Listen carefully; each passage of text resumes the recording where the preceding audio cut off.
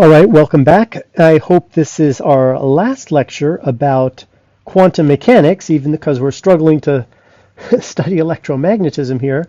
But we've gone down this rabbit hole and we're going to continue. We're going to sort of flush out details that are spoken about in the paper, but not fully flushed out. We are going to just finish a few more principles of quantum mechanics using the geometric algebra formalism, mostly with the Pauli system and not so much with the Dirac system. In fact, not at all. So let's begin. So in the last lesson, we showed some analogs in geometric algebra for basic quantum mechanical operations. In this case, we're dealing with the two-component Pauli spinor formalism, and we showed how these matrix multiplications that we would do in classic quantum mechanics can be done by simple geometric products inside the geometric algebra. And what's interesting is that the operators that exist in the Pauli algebra, or the Pauli formalism, are simply the basis vectors, the spatial basis vectors of the relative three-dimensional geometric algebra embedded inside the spacetime algebra. And we showed that this formula, multiplying by the right by sigma 3 and the left by the operator of interest, you can create the spinor associated with the transformed spinor, right? So the way you do spinor transformations is matrix multiplication, the Pauli algebra, and this sort of formulaic process is the equivalent of that in the geometric algebra. Of course, the spinors themselves in the geometric algebra are multivectors with a zero blade, well, a zero rank part and a scalar part and a bivector part. Now this is a bivector, right? Even though its notation is a little bit jinky, right? I sigma k is going to be a sigma and a sigma where I and j, neither I nor j is k, right? So this is a bivector in the relative algebra. Turns out it's also a bivector in the spacetime algebra, as we showed in our last lesson. So I'm assuming that we're all good with that kind of logic, and what we're seeing is that, okay, wait, if you multiply by the complex number I, that's equivalent as multiplying on the right by the pseudoscalar times sigma 3. This geometric product right here is the same as the transformation by the complex number I, which, by the way, this is the identity matrix times I in the Pauli system, where you basically multiply each component by I. So we have to kind of remember these two little formulas here, and then with that we can produce a variety, we can do operator work. So now what's next? Well, there's other things out there, right, that exist in quantum mechanics. For example, we might want to take the adjoint of a state in quantum mechanics.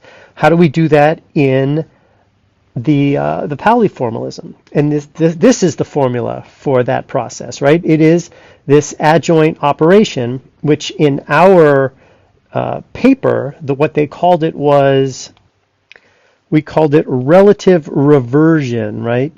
This is the formula for relative reversion. Turns out that is the equivalent of dealing with creating an adjoint, or a Hermitian conjugate, I guess is the way to say it. In quantum mechanics, you multiply on the left and the right by gamma 0, and that's the space-time basis vector gamma 0, right? And you reverse the multivector itself. So for example, let's take a look at sigma k. Well, first of all, let's look at what is the adjoint of the pseudoscalar. Well, you multiply on the left and the right by gamma 0, and you reverse the pseudoscalar, which is in the relative 3D geometric algebra is sigma 1, sigma 2, sigma 3, or equivalently in the 4D spacetime algebra, it's gamma 0, gamma 1, gamma 2, gamma 3. These two are the same, right?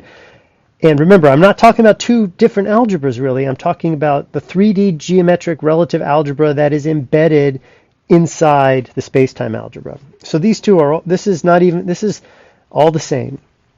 And I kind of made it a little bit tricky on myself again, but you reverse all these three and then you can straighten them all out and you discover that that the relative reversion of the pseudoscalar is minus the pseudoscalar. You remember the reversion of the pseudoscalar is the pseudoscalar itself. And we can do a few other things, right? We can look at what is the relative reversion of sigma k. Well, sigma k, gamma 0, I kind of work it all out in gammas here. And you put a gamma 0. This is the reverse. Gamma 0, gamma k is the reversion of sigma k. And you put a gamma 0 over there. These go away and you get k0. So these guys, the relative reversion is themselves. So each of these vectors, the relative reversion leaves them unchanged. The reversion flips their sign, but the relative reversion doesn't. And that's because you pick up an extra sign by let's see what happens. I guess what happens is you clear the 0, you reverse it, you reverse sigma k and gamma k and gamma 0, you reverse the two, but then the 0 on the left gets cleared and you replace the 0 on the right, so it's like you didn't do anything at all. And the relative reversion of I sigma k will come up a bunch, as you can imagine. And here's the calculation. You just throw the gammas on both sides. You realize that the reversion of I is just I. The reversion of sigma k is minus sigma k, so it picks up a minus sign. Then you start bringing gamma 0 through, and gamma 0 is going to flip 3 times in sign as it goes through I, and then 1 time in sign as it goes through sigma k. And you should be able to kind of see that in your head now. So 3 times and 1 time means it's not going to change the sign at all, so the sign stays there, and then you end up with the gamma 0 squared, which clears to 1, not minus 1, but 1, because it's gamma 0. And so you end up with sigma k I, which and so you have sigma ki on the right and minus gamma 0 squared on the left. Gamma squared 0 goes to 1. So you have minus sigma ki, which is minus I sigma k, because the pseudoscalar commutes with the relative vector. So the relative reversion of I sigma k is minus I sigma k, right? And if you want to do it slightly the hard way, you can replace I with sigma 1, sigma 2, sigma 3, and then just commute once, twice, 3 times. Well, twice. You anti-commute once, twice. So one of these 3 is going to commute, so you pick up no sign, but you flip it. So I sigma k, that's just proving that I sigma k equals sigma ki. And I just did another couple formulas here. The reversion of sigma I, sigma j is minus sigma I, sigma j. So that is how we do relative reversion. But so when we see, so if we need an adjoint, for example, if we have a ket, right? If we have a ket for some state psi, if we wanted the bra, right? We turn this into its multivector. Well, this guy is going to be the multivector adjoint, relative reversion. Okay, so what's next?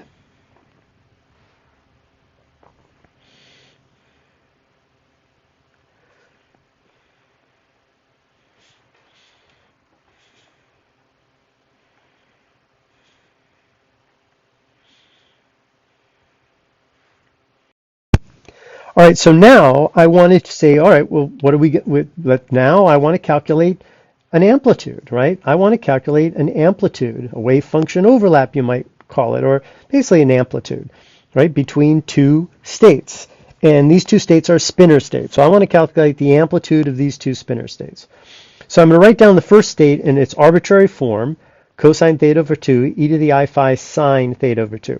Now, remember, you could have a phase here too, e to the I, say, zeta or something.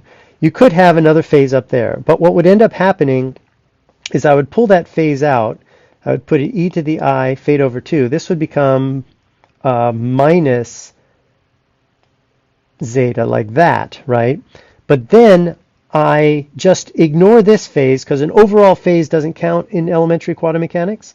And so I'm left with this guy, and then I just rename that guy phi, right? So I don't have any real loss of generality here that I'm worried about. So this is a pretty general spinner up to a global phase. So with that in mind, if that's one spinner, then the other spinner will be capital psi, and it'll be cosine delta over 2 e to the I eta sine delta over 2. So these are two separate spinners, and I want to calculate the general wave function overlap of those two spinners. So if I was to proceed using regular Pauli system, I would take the adjoint of, I would convert this from a ket into a bra by taking its transpose conjugate. There's the conjugation right there where this I becomes a minus I, right? And of course I've transposed it, and then I multiply the two together, and I get cosine theta over 2, cosine delta over 2, and then this e to the minus I phi combines down here to give an eta minus phi. So there's this nice little exponential with a phase difference with a phase, right? And then I have sine theta over 2, sine delta over 2. Then I take this and I use Euler's form and I just blow it up into a cosine piece and an I sine piece, and I end up with a big old complex number, right? This is the real part of the complex number, and this is the imaginary part of the complex number. And that total complex number, given theta, delta, eta, and phi, those six, 1, 2, 3, 4, I need 1, 2, yeah, those four numbers, that's the amplitude. That would represent the amplitude of the overlap of those two spinners. Now, what's interesting is this real part, right, is, I want to focus on that just for a moment, because if I take the psi state, this is what I want you to see. If I take the psi state and I multiply it by the complex number I, right, then I end up throwing, then this is basically exactly the same formula that we just calculated up here, right? I'm now adding a little red stuff.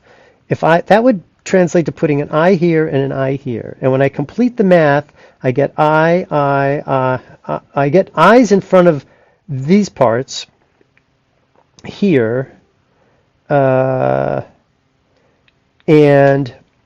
then I blow this guy up again, like I did with the Euler's formula, and I get an I here, an I in front of these cosine terms, an I in front of this term, but an I squared in front of the sine with the phase difference term. And that, of course, becomes minus 1. So if I throw an I right in here, what ends up happening is what used to be the real part, right, that's this part up here, that real part becomes the complex part, and the complex part becomes opposite of the real part. I pick up a minus sign, right? So the point is if I can figure out in geometric algebra how to calculate just the real part, then if I can calculate just the real part, then I can calculate the real part, and then I can multiply the ket by I in geometric algebra and calculate the real part of that and take its opposite, and I've got the complex part, and I can put them all together. So that's how it's done in some standard geometric algebra, right? All we learn is how to calculate the real part, and then we manipulate the expressions so we get the imaginary part as well. And so basically it looks like this. The wave function overlap is the real part of the wave function overlap minus I times the real part of the wave function overlap with I thrown in here, right? I calculate this, I pull the real part out, I multiply by I to make it a complex number, but I have to subtract it to compensate for this minus sign that appeared because of this little I squared in that process. So this is how you calculate a wave function overlap. So calculating this, the real part of this, that is done through this formula. I take the geometric algebra spinner, I take its relative reversion, and I do a geometric product with that and the geometric algebra spinner of the other state. And that gives me the equivalent of the real part of this. Oh, and by the way, I take only the grade 0 part, right? That's what those braces mean. I only take the grade 0 part. I could put a 0 there, but it's traditional not to. If it's the grade 0 part you're interested in, you don't need to put a 0. If you wanted the grade 3 part or something, then you have to put a number there. But if there's no number there, it's the grade 0 part. So make no mistake, this guy here, this here is going to usually be a multivector, but we only take the grade 0 part. And the grade 0 part of this multivector ends up being the equivalent to the real part of the complex number, right? Remember, this ends up being a complex number, a plus ib. This a piece ends up being the grade 0 part of that. So that's the formula you need to know for that. And then if I need the complex part, I need the b. Well, that's going to be the real part of, that's going to be opposite of the real part of psi overlapping with I phi, and multiplying by I in geometric algebra is like multiplying on the right, doing a geometric product on the right between phi and I sigma 3. Remember, that was the rule for multiplying by the complex number I in regular quantum mechanics. In geometric algebra, you multiply on the right by I sigma 3. Then I take this whole piece, which will be a multivector. I take its 0 part, right? I take its grade 0 part, right? That's what that braces mean. And then I end up with a scalar, but I multiply that scalar by I sigma 3, right? By I sigma 3. And then this thing here is a multivector. This is a scalar piece. And this is a relative bivector, because remember, I sigma 3 is a relative bivector. And that is the complex number that represents our wave function overlap. Now, what's really interesting here is this is a multivector, right? A scalar part and a bivector part. This is actually inside the geometric algebra. Notice that this, right, this is a scalar. And a scalar all by itself is not part of the vector space of spinners. So again, we have multiple things going on. We have vector space of spinners that represent all the states in quantum mechanics. There's also a bunch of scalars out there, right? Scalars that are just the numbers of quantum mechanics that represent the components. And then you have the operators which are the linear transformations on the vector space. In this case, now we have everything living in the same darn vector space, right? Well, let's just show it. Well, here let's just do it. Let's just do it, and then you'll see. But we've already seen that the Pauli matrices, which are the linear transformations, they are elements of the geometric algebra, the relative algebra, and the spinners themselves are inside the geometric algebra. And we see that the amplitudes are inside the geometric algebra. And the amplitudes are still complex, but they're complex in a strange way. They've got a scalar part, but also a bivector part. So we still have to figure out how to extract a number from that. All right, but let's go work an example. All right, so I went way out of my way to build this big example, right? So state vector psi, this is the arbitrary spinner. You need two numbers for it. You need theta and phi. And these are the complex numbers it breaks down to. It's got cosine theta over 2 is the real part of the upper component of the Pauli spinner. There is no complex part in the upper component, but the lower component has a real part and a complex part. And so we use our little rubric here, right? Remember how the rubric goes? The real part of the upper component becomes the scalar part of the geometric algebra version of the spinner, and then this part A1 is the first. You end up with A1 I sigma 1 plus A2 I sigma 2 plus A3 I sigma 3, right? And that is our structure. So we have to take this is now A0, this is minus A2, and this is I times A3, right? That's how this is going to work. And we plug that in and we get our geometric algebra spinner. And so that is what I have done here. So this is the geometric algebra spinner right here that we are going to, that we convert all of this from. That becomes, this becomes, hold on a second, that's A0, then this is minus A2, which goes there, and this is I times A1, which goes there, right? With that, I now find the adjoint, right? And the adjoint is not difficult to find. I just do a reversion, sigma 0, sigma 0. The scalar part stays the same. This part here, I have to do a gamma 0, multiply both sides by gamma 0, I sigma 2, and it looks like this. The I reverts to itself when you take, when you take the reversion of I sigma 2, you come up with a minus sign, right? So, so that'll wipe out this minus sign, and ultimately, I kind of did it the longhand way here, right? So I guess this is a good place where the longhand method actually does work pretty well. You put the gamma zeros on the two ends.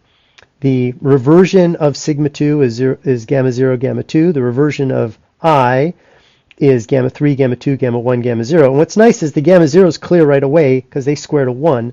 So you end up with gamma 2, gamma 3, gamma 2, gamma 1. You pick up a sign when you flip these two, and you end up with gamma 2 squared, gamma 3, gamma 1. Gamma 2 squares to negative 1, so those signs completely go away, and you have gamma 3, gamma 1. And then if you calculate I sigma 2, you realize it's minus gamma 3, gamma 1. So if you want an I sigma 2 in there, you have to include a minus sign, which turns that into a plus sign. And that's this term right here. So all of this becomes this term over here. And likewise, you can do the same analysis over here, and all of this becomes this term over here. So that is the adjoint of our spinner, right? What it ends up happening is it changes the, let's see, how does it work? The spinner itself had cosine phi sine theta over 2 I sigma 2. Cosine phi sine theta over 2 I sigma 2 is still there, but you've got a plus sign in front of it. Likewise, the sine phi sine theta over 2 part, which was I sigma 1, it's still got I sigma 1, but again, its sign has changed in front. So that is that. And so now that I have the adjoint, I can now calculate the grade 0 part of the geometric product between the adjoint and psi. Now psi, let's see, did I calculate psi? Psi I have to create in geometric algebra form from this, where I now use it's the same structure, but I'm using different angles. I'm using the delta and the eta to produce psi. So psi is going to look exactly like this, but with theta replaced by delta and psi replaced by eta. And that's what this is here. So I have this guy, which is the adjoint of psi multiplied by phi geometric algebra product, but I'm only looking for the grade 0 part. So this simplifies things a lot because I can look at this, instead of multiplying everything out, I just look for the things that are going to end up being scalars. So I know that cosine theta over 2 times cosine delta over 2, that's definitely a scalar. So there it is. So that product's a scalar. But any of these others, cosine theta over 2 times sine eta sine delta over 2 I sigma 1, that's not going to be a scalar. That's going to be a relative bivector. So I don't bother calculating that. Likewise, I don't bother calculating this either. I don't bother calculating the product of that and that either, because that will also be a scalar bivector. So what else don't I calculate? Well, I don't calculate the product of this with that, because that'll be a bivector. But I also don't calculate the product of this with this, because I know that I'm going to end up with a term that looks like I sigma 1, I sigma 2, and that'll be, no matter what happens in the end, I'm going to be left with sigma 1, sigma 2, which is a bivector. So I don't want to calculate that product either. So those are out. However, notice what would happen if I calculated, let's say, these two. If I took the geometric product of those two, well, then I'm going to have a term that looks like I sigma 1, I sigma 1. I commutes with everything, so I'm going to have I squared sigma 1 squared, which is negative 1 times 1, which is negative 1. So that will be a scalar. So I need to calculate that, and likewise, I need to calculate that product. So I do it, and this is the product I get. This is the two real ones together. The product of these two together produces this guy here, and the reason there's a minus sign is I have plus minus, and I haven't completed this product yet. And then the product of this gives me a minus sign, and I still have that product in there to do. But I just showed you that these two guys are going to multiply to negative 1. They're complex in that sense. So those two signs are going to become positive signs, and I end up with this real part. And then I can actually notice that they both have sine theta over 2, delta over 2, sine theta over 2, delta over 2. So I can factor that out, and I end up with cosine phi, cosine eta, sine phi, sine eta, and that's cosine phi minus eta. So the real part, so that's the grade 0 part. So the grade 0 part of psi relative reversion geometric product with phi is this thing here. And that should be the real part of the wave function overlap according to our formula. And does it match, right? Does it match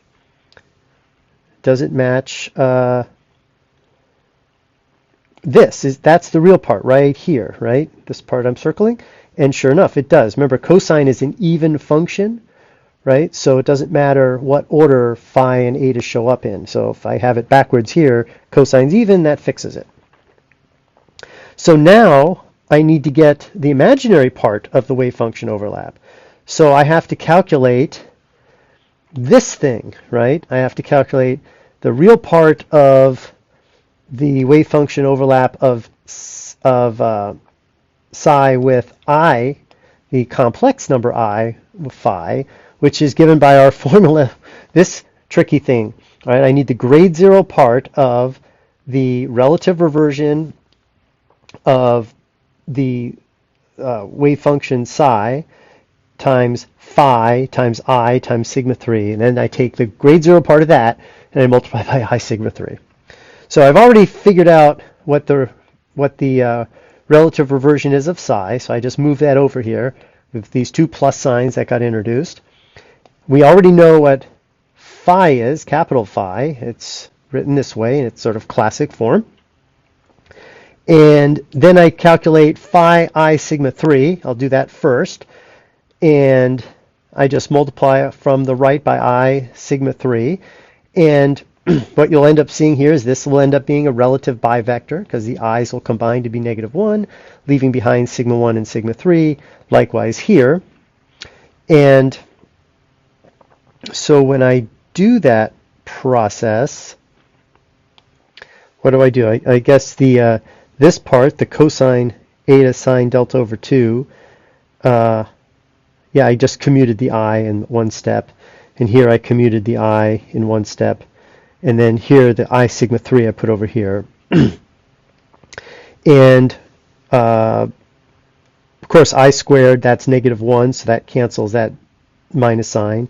Likewise, that I squared cancels that minus sign. And then you're left with this right here, which is this part here is a bivector. a relative bivector. This part is a relative bivector. They're all relative bivectors. It's just one big relative bivector. But that is psi I sigma 3. What I'm looking out for is the grade 0 part of what we just calculated multiplied by, geometrically multiplied by on the left, by the relative reversion of psi. And I'm looking for the grade 0 part of that.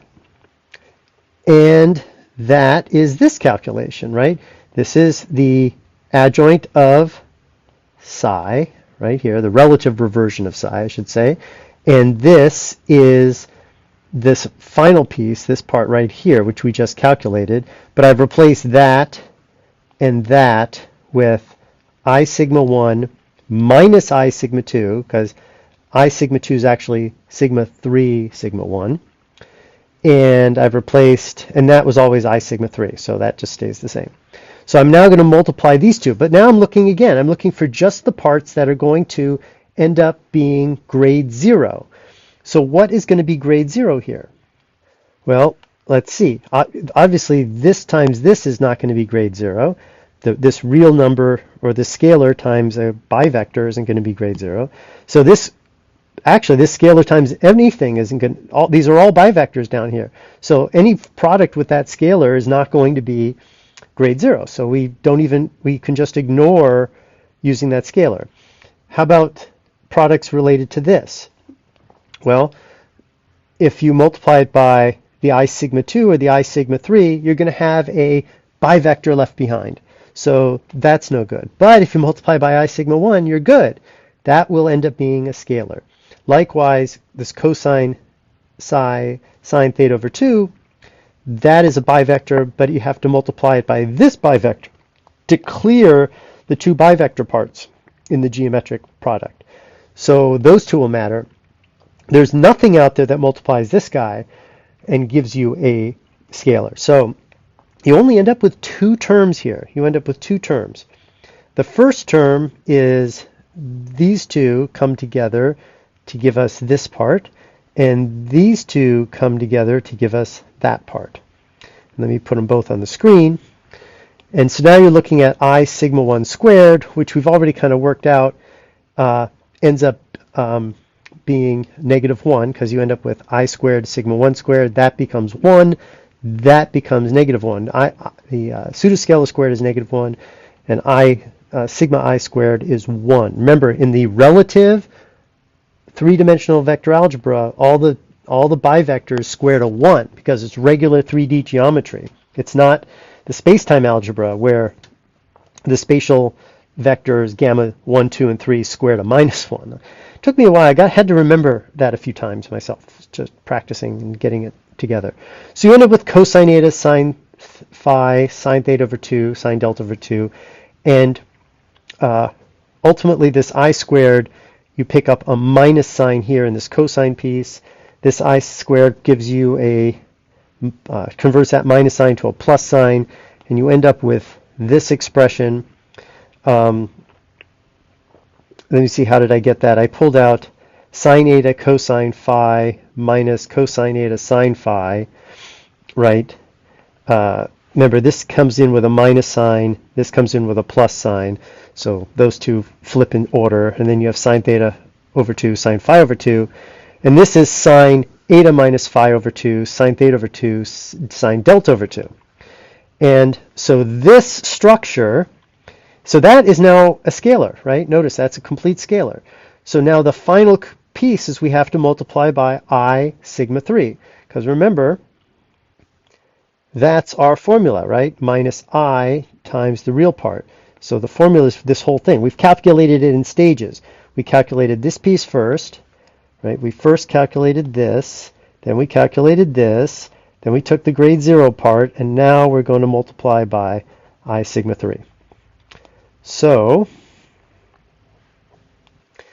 here we are at that last step down here at the bottom, right here, and now it's all of this multiplied by I sigma 3. There's not much to do. You're just adding, because this is a scalar, right? This thing, you're multiplying a scalar. The grade 0 part of something is a scalar times I sigma 3. So there it is.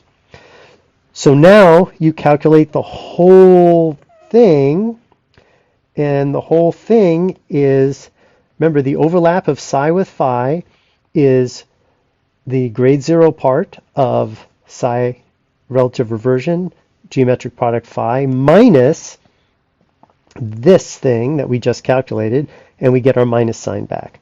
And this is the wave function overlap in geometric algebra. And notice it is a multivector with a scalar part. It's an even multivector. It's got a scalar part and a relative bivector part. And that replaces what should be, in our experience, a complex number. In fact, I really should write that like this, right? Because this, by definition, is a complex number in the Dirac-Pauli system, right? But in the geometric algebra system, it is a multivector. So even the amplitudes that we calculate are also part of the algebra itself. So operators are part of the algebra. Wave vectors or states are part of the algebra, and wave function overlaps, right? Complex numbers are part of the algebra. So everything is contained inside the same algebraic structure. And people who are very, very interested in geometric algebra, they do not want you to forget that. That's like, to them, a really, really, really important point. And it's slowly dawning on me why. I'm not going to say this process that I just went through to do this calculation was easier than the matrix multiplication. Just isn't, I don't think. I don't even think, I was kind of thinking maybe it's just I'm not familiar enough with it, but I still feel like the matrix process is probably easier. I wonder which is easier to program. We have literally decades of practicing programming matrices, and I don't know if I don't doubt that if we tried to program a computer to do this, that's a good point. If we tried to program a computer to do all these calculations, right, with these, seeing every time you see sigma 1, you replace it with 1 and all that, I bet the way you would do that is you would probably come up with a matrix representation of the geometric algebra and run it into a computer. I bet you would ultimately turn it into a matrix anyway. Now, I don't know that for sure, right? I might spend some time trying to program this, but I have a feeling that the tools at your disposal when you do really efficient programming are column vectors and matrices and numbers and arrays and things like that. So I wouldn't be surprised if in the end it's all arrays anyway. Okay, so we've got this. What about, so this is the amplitude. We've calculated the amplitude. What about the probability? So let's have a quick look at that before we stop. All right, so calculating the amplitude, this is our amplitude, this is our bivector. Now I want to calculate the probability that the probability that the probability of this, basically this wave function overlap, the probability that you find the states, if you have the state psi, that you find it in phi, right? And generally speaking, it's the amplitude multiplied by its complex conjugate.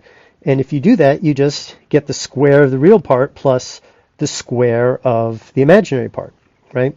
So in geometric algebra, this magnitude is the scalar part of the multivector's reversion times the multivector. So let's see how that works. Here is our multivector, right? This is the multivector representing the amplitude overlap, right? We just calculated that. And this represents the reversion, right? The real part doesn't have a reversion, but you're going to reverse, and this is just a scalar. So the reversion is going to be all living in this I sigma 3, which basically is a sign change, right? Because the reversion of I sigma 3 is minus I sigma 3. Just put that here, right here as a reminder. So I'm expecting that this product now is the geometric product of the amplitude with the amplitude reversion, and I'm looking for the grade 0 part. Well, the grade 0 part is going to be everything that's not a cross term. It's going to be this part geometric product with that, and it's going to be this part geometric product with that, but it's not going to be the cross terms. And when you do that, you end up with this times this, but this, of course, just multiplies up to be -1, and in fact, you do get this, the square of the real part and the square of the I sigma 3 part, right? Or the square of the bivector part. And it is a real scalar. So now we have a real number that is a scalar that represents a probability. So the probability interpretation survives all the way into geometric algebra. And this is still part of the algebra, right? Remember, scalar numbers are part of our algebra, so that's still in there. Okay, so we've shown all of that. We've shown how to calculate a probability. We've shown how to calculate an let's see, what did we do today? Today we've shown how to do the relative reversion, how we can use that to calculate an amplitude, how we can use the amplitude to calculate a probability. The one thing I want to do now is eigenvalues. So this is just a straight up demonstration, right? We know that the up spinner is the eigenvalue of the sigma 3 matrix, right? So this is the sigma 3 transformation in matrix form. And when you run through this, you end up getting the eigenvector back, and the eigenvalue is 1. Likewise, the down spinner here is this matrix, is the other eigenvalue of this matrix, other eigenvector of this matrix. It has an eigenvalue of -1.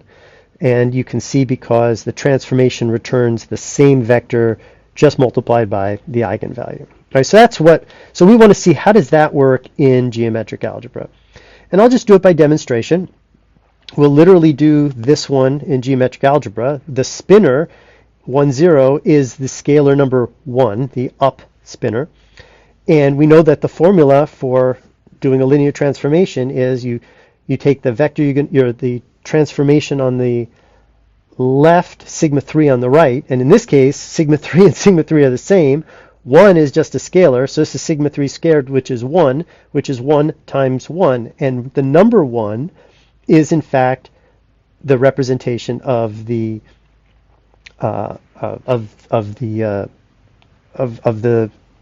spinner, right? The spinner in geometric algebra is represented by the number 1 in this case. Now the down spinner, right? This down spinner, it's represented by minus I sigma 2, right?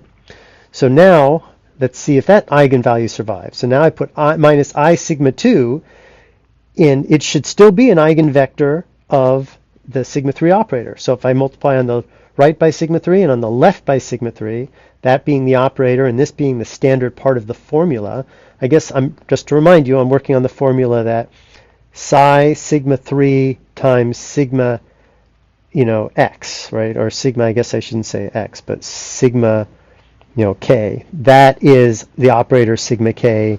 That's just like sigma k operation on psi, right?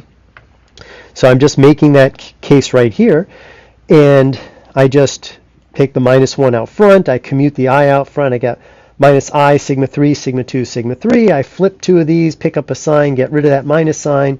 So I have I sigma 2, sigma 3 squared, which is 1, which is I sigma 2. And if I pull out a -1, I get minus I sigma 2, which is in fact, that is the eigenvector right there coming back out, and this is the eigenvalue -1, just like we expect.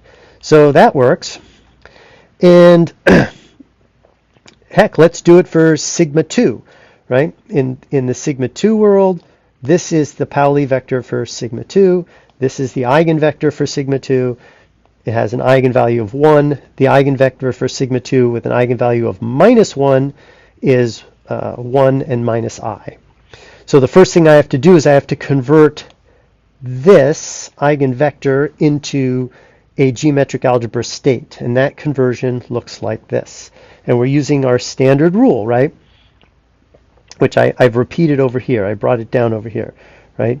You take the upper component, the real part of the upper component is A0, so that is the real part of the upper component becomes A0, and A1, there's no complex part of the upper component, there's no real part of the lower component. The imaginary part of the lower component is -1. So I'm looking for the -1 piece of this. So that's just the -1 comes down to, oh, I'm sorry, I'm doing, yeah, this one here is 1i. So let me fix that. Yeah, it's this guy that comes down to there, and this is times 1, and it's that 1 that comes down to there and is really the coefficient of I sigma 1. So that is how we represent the eigenvector of sigma 2 in geometric algebra. So now that I've got that, let's run the formula. I want to operate by sigma 2, so I multiply by the sigma 2 relative vector on the left. The formula says multiply by sigma 3 on the right. Here's my vector in the middle. I get sigma 2, sigma 3. These two come together to give me sigma 2, sigma 3. And then I get sigma 2, I sigma 1, sigma 3. And then I just work it out. Sigma 2, sigma 3 is I sigma 1. And this, I commute the I and the sigma 2.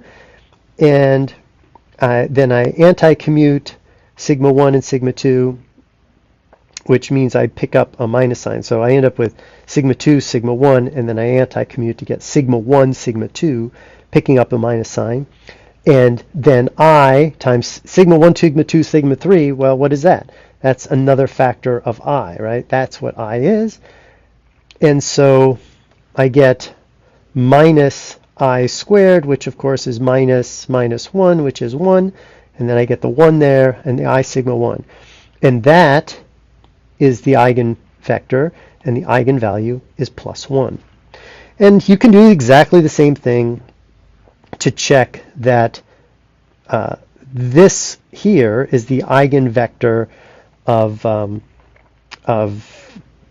an eigenvalue of -1 for the sigma 2 matrix. And you just run this calculation, and you'll see that this vector here, this eigenvector, pops up all the way at the end. I guess I'll go slow. You know, you multiply out the sigma 3's, you replace this with I sigma 1, you flip these two, and so you'll have a sigma 2, sigma 1, sigma 3, and then you flip these two, so you pick up a minus sign, which cancels that minus sign. You end up with this. You take those guys, you replace them with I, and you get that I times these two I's together give you a -1, which is that -1 right here.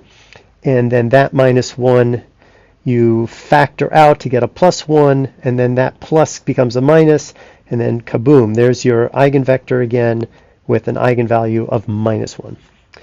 So there we have it. So we've kind of shown how eigenvectors work, how amplitudes work, and how Hermitian conjugation works, and that is enough for elementary quantum mechanics.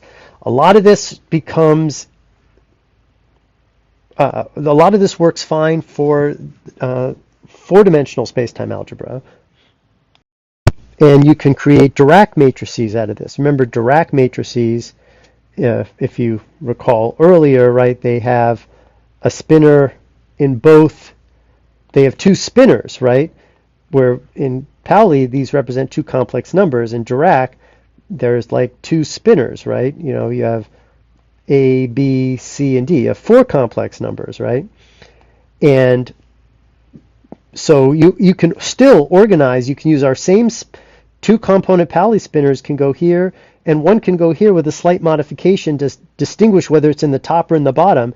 That can all be done in geometric algebra. So you can work with Dirac spinners just like you can work with just like you can work with regular spinners. And they talk about that a little bit here.